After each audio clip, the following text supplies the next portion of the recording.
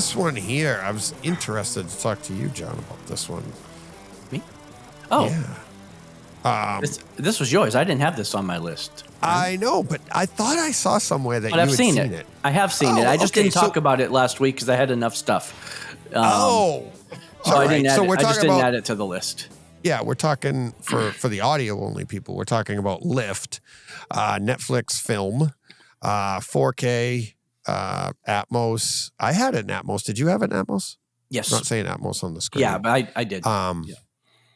I had Ara had texted me on Saturday and told me that he saw this and he said it was a lot of fun. So I was like, all right, I'll check it out. And then I watched it and somehow I saw that you had seen it. It's on my letterbox. It's on my letterbox. Oh, that's where I saw it. Okay. But because I couldn't find it in our show notes and I was like, oh, what the heck? Home theater wise, definitely another great movie. Yeah, I thought it was great.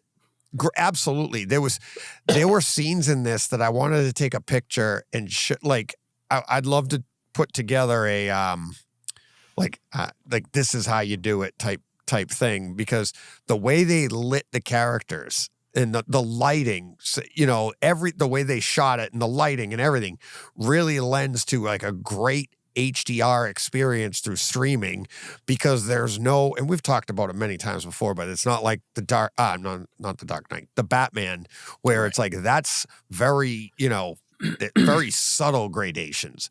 This is everything shot very extreme lighting on one side. And it could be daytime outside at wherever they are, but the way it's shot just lends it to being a very successful HDR experience. And throughout this movie, I thought the audio it's Dolby Atmos, compressed, of course, but it was a lot of fun.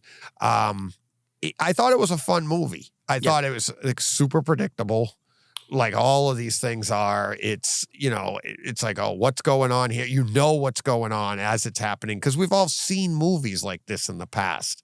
Yeah. And so you start drawing from it. And John and I were joking before, and I won't say the part we were joking about, but like the biggest sleight of hand now is like, it's like, when they don't have a twist. Right. And it's like, and we were talking about it, we're like, because sometimes that happens and you're like, oh, okay. But this one here, it's the guy you thought was the killer is actually the killer. Right. I didn't see that coming. Yeah, it was that Hugh Grant show. I don't remember. Yeah, let's not give it away for anybody that hasn't seen the Hugh Grant show. From two but years that was ago. just it. Like John and I went through that, and I was like, and you're trying to fit, because you read into all of those things, and more shows are coming out like that. Or movies, I should say. But this one here is just straight away fun, good time, sleight of hand supposedly going on here and there. But home theater wise, definitely, it's a lot of fun in your room. And it's Kevin Hart's so much fun. Yeah. I just love his character. He reminds me of a buddy of mine that every time he talks, I'm like, he sounds just like him. His attitude and everything is just like my buddy. So I felt like, no pun intended, because they show in a helicopter, but I felt like it flew by. Like I felt like this movie just went. Like it's an hour and 46 minutes, so it's not super long, but it's not right. It's not 85 minutes either. Yeah. But it just like flew by. Like it was so fun that it was over before I knew it. Like I was like, well, okay. I just felt like it was just fun from start to finish, and like ended. Okay. So Jen and I watched this on Sunday morning. We were like, oh, hey, I go, do you want to go down and watch Lift with me? Ara said it was really good, and we had nothing to do before we went out to dinner, and I was like, all right. We went down, and like you said, she was like, oh, that was okay. She wasn't blown away by it. I liked the whole theater part. There was some good overhead stuff going on, of course. You're in, planes and stuff going, but yeah, a lot of Vincent D'Onofrio, pretty funny. Yeah, he was in good. This. He's pretty good in this. It's funny because Jen saw him. She goes, "Oh, I haven't seen him in a long time." I was like, "Oh, he was just in Echo." But she didn't. Yeah, and I finished Echo and then popped this on, and I was like, "Well, there's a contrast in character." Yeah, but he was still big.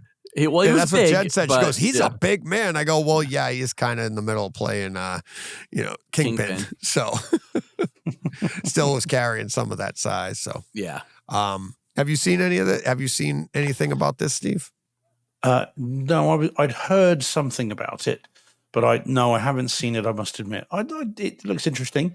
We're going to talk about. I mean, it's directed by F. Gary Gray. We're going to be talking about another one of his films in a minute. Yep. So it's one that I might catch at some point. Yeah. Looks good. I mean, I wonder whether this might have been an unofficicial sequel to the earlier film that we're going to talk about in a minute, because it does have some similarities. Yeah, but I will. All right, let's. I don't know what we're talking about. Well, there's been some talk about a sequel to it. You see, and F. Gary Gray, as recently as 2019, was talking about it. So that kind of has some similarities. All right. Thanks for watching this clip from our live stream. If you're new to the channel and you like what you saw, hit the subscribe button so you can get the alerts on when we go live and when more clips come out. And don't miss out on the audio-only podcast that comes out on Tuesdays called Takeover Tuesdays, where listeners take over the show. I have other guests, and we just chat home theater. You can find it on any podcast streamer that you use. Thanks for watching. Hope to hear from you in the comments. Oh yeah, don't forget to hit that like button. This has been a Hey Fred production with theme music by Jeff Bernhardt and Throne Vault Productions.